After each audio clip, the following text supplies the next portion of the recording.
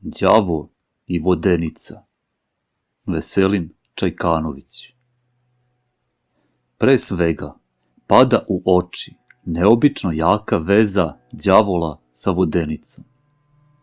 U mnogim opisima đavola ili se izrikom kaže da se on najradije bavi u Vodenici ili se to pretpostavlja.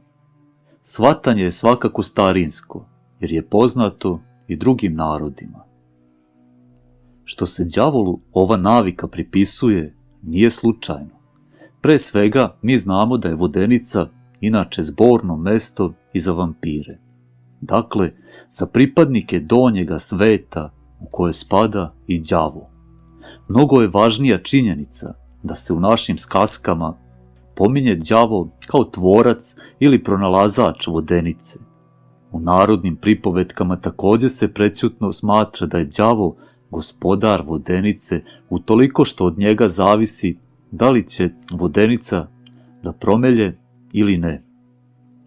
Ovakvo verovanje stavlja celu stvar na sasvim drugu osnovu i daje nam dovoljno povoda za pretpostavku da se iza đavola i ovde krije Dabog. Već i zbog toga što je Dabog po prevashodstvu Bog pronalazač. Stvar će postati još verovatnija kada dodamo da je prema drugoj tradiciji Vodenicu doista pronašao ne đavo nego Sveti Sava ili Bog.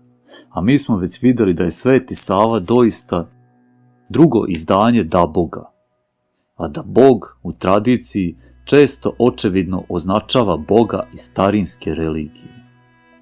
Da je, dakle, nekadašnje naše vrhovno božanstvo smatrano u vreme paganizma za pronalazača i eventualnog stanovnika Vodenice možemo smatrati kao vrlo verovatno. Kada celu stvar ovako shvatimo, poneki detalji iz verovanja i tradicije postaće nam jasniji. Zbog toga što je Vodenica tvorevina, eventualno i boravište jednog tako moćnog božanstva, prirodno je što se za mnoge stvari u njoj ili oko nje smatra da imaju naročitu nadprirodnu snagu i zato upotrebljavaju u vražbinama i narodnoj medicini. Poznata je vanredna snaga omaje, to jest voda što prska s kola vodeničinog, koja se upotrebljava i kao profilaksa, i kao sredstvo u vražbinama, naročito ljubavnim. Lom i blato ispod Vodenice upotrebljavaju se u ženskim bolestima. Vodenična ustava odnosi se oko sela protiv grada.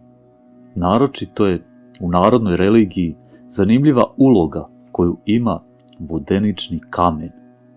Pored toga što o njegovoj nadprirodnoj moći svedoči činjenica da se on upotrebljava pri lečenju desperatnih bolesnika, onih koji mnogo boluju, a ne mogu da prebole.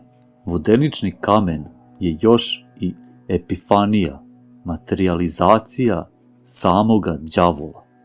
U jednoj skaski iz Samobora kaže se da onaj koji ide vraga zazivati da mu da penez mora ući u magični krug i onda će se nad njegovom glavom pojaviti mlinski kamen. Dakle, očevidno sam đavo u vidu vodeničnog kamena. Još je zanimljiviji način na koji, kako se veruje u Banatu, veštice citiraju đavola. One se skupe oko vodeničnog kamena, obigraju ga 3 puta i onda se kamen diže sam od sebe i javlja glavni đavo u pratnji drugih đavola. I ovdje imamo slučaj da je vodenični kamen epifanija ili materializacija đavola. Da je i ovakvo shvatanje staro i originalno može nam poslužiti kao dokaz i identično nemačko verovanje.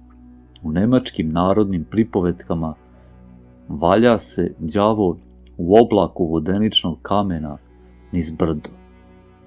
Najzad, vodenični kamen može čak uživati i izvestan kult.